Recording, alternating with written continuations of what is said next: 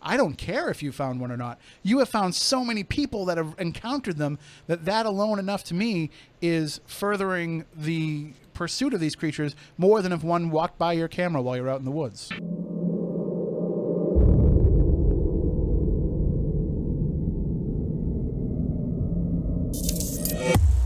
But to another point, I disagree with those people that we've never found a Bigfoot. Mm-hmm.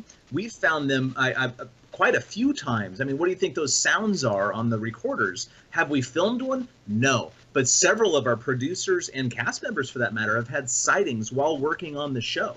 Filming these things is an entirely different arena than just finding one. Turns out we have found them on a number of occasions, and people have seen them on camera and off camera, just we have never got one on camera. We have not got a Sasquatch filmed. Okay, I admit to that failure. But to say we've never found one, that's ridiculous. But that's not a failure either, because, you know, that's it's not like you're out there in the woods looking for a deer. You know, you're not trying to find, this is something that people just don't encounter for the most part. Anyway, this is a being that seems to have some sort of an intelligence that knows how to avoid people. So it's not a failure that you haven't caught one on camera any more than it's not a failure that if somebody wants to go deep sea diving and they don't see the one particular thing that they wanted to see, it doesn't mean that it's not out there. It just means it wasn't there when they were there. Oh yeah, I agree with that. Absolutely. I mean, my only sighting was on the show. Bobo saw another one in Ohio after the cameras had stopped, actually walking back from an interview to base camp.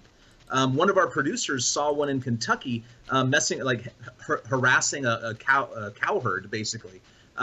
Even Renee says that she has seen 7-foot shadows dart across the road, and she sees eye shine out in the woods, but doesn't know what they are. Well, we've seen some really amazing things on the show, and we have a lot of it recorded, which I think is really, really cool, like a lot of audio recordings. And for anybody who wants to be a critic of the show, by all means, please do us a favor and go do a better job than we did. That would be amazing. I'll help you. Well, it's like when we do certain ghost events. How many times have you and I, Tim, put our equipment away and have something paranormal happen right in front of us? Oh yeah, the waits till you actually stop looking to come out and show itself to you. Lizzie Borden's prime example. Oh, absolutely. And I think that's what I think is what people are taking away from watching the show and seeing the way that that your team is conducting the research, is they're saying, well, wait a minute, this is something that I could do. Like when I just go on a hike, I can pick up a stick and just see if I can make some noise and see if I can get some kind of a response. So it gives you a chance to kind of open your mind up more to the possibility that these creatures are out there, even if you're not going to, full-fledged go out there and look for one on a Bigfoot investigation, but at least you're going to open your mind to that possibility. And if you're going to be open to that possibility, you're more likely then to pay attention if one's going to happen while you're out there. It's one of the great things about Bigfooting in general is you can do it. I mean, anybody can do it. It's not rocket science. You hit a baseball bat against a tree. That's kind of it. Now, it can get a lot more intense than that. That's like saying, deer hunting. It's super easy. You just shoot a deer, right? Well, no, there's so much more that goes into it, of course, than just that. But at the very, very basic level, this is something you can do with your children at a national forest campground.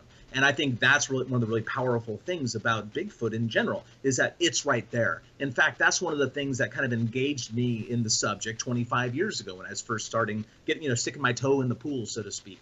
Like, I realized that this was a mystery and it was quirky and weird and everything I love about life, but it's right there. I was already backpacking. I was already camping. It's something that I could just put on the agenda, because at the end of the day, Bigfooting is basically camping with a purpose. I mean, you should definitely have some background and familiarity with going out into the woods, and I wouldn't suggest just anybody go, because some people like myself would probably have a tendency to not make it back. I have a pretty good natural sense of direction. I don't have a very good natural sense of where not to step, and I would. Well, you could do this from your car, though. Really, you could drive along a lonely road, pull off somewhere, get out of your car, wait 5 or 10 minutes, let things cool down, let the forest reacclimate to your presence. Bang a stick against a tree once or twice and listen.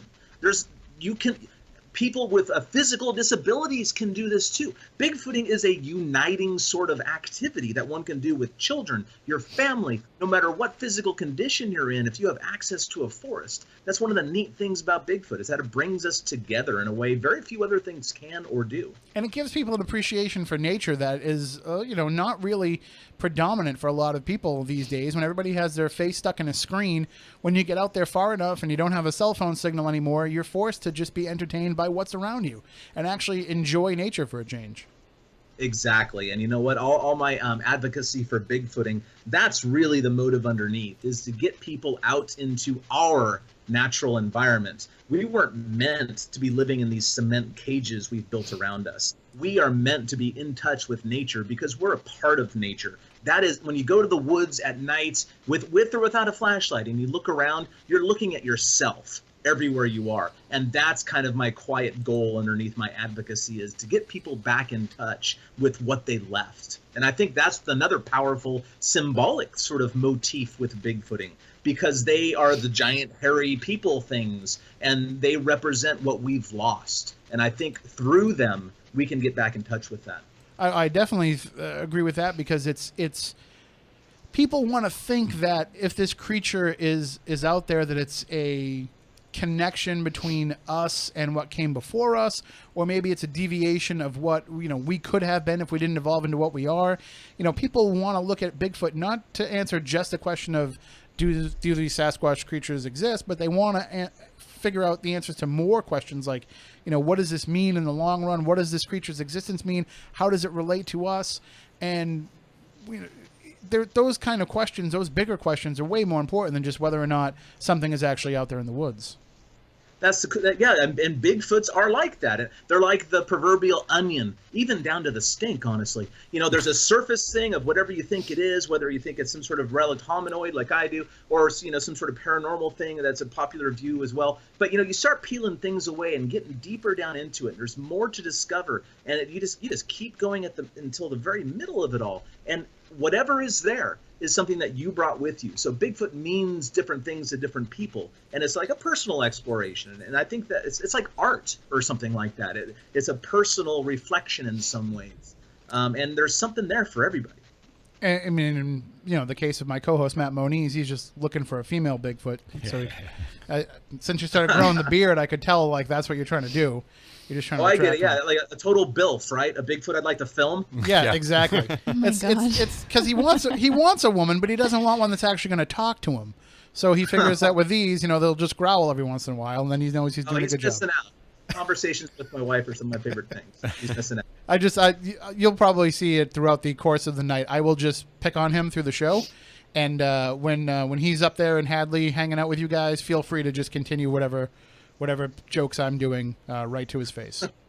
Okay, very good. You'll know him when he walks in don't trim the beard before you go in there, Moniz, because we want people to think that a Bigfoot walked into the room. I was going to say, at this point, you're going to mistake him for a Bigfoot. So. Right. Except for the height. Don't worry, these aren't the people that actually want to shoot one, so you should be okay. It's all right, I can shoot back. I know, you shoot back. I know. Well, I do want to get a little bit into your background, Cliff. You growing up in Long Beach, California, I can't imagine that there was a lot of Bigfoot creatures, in your neighborhood. No, that's part of the reason I left.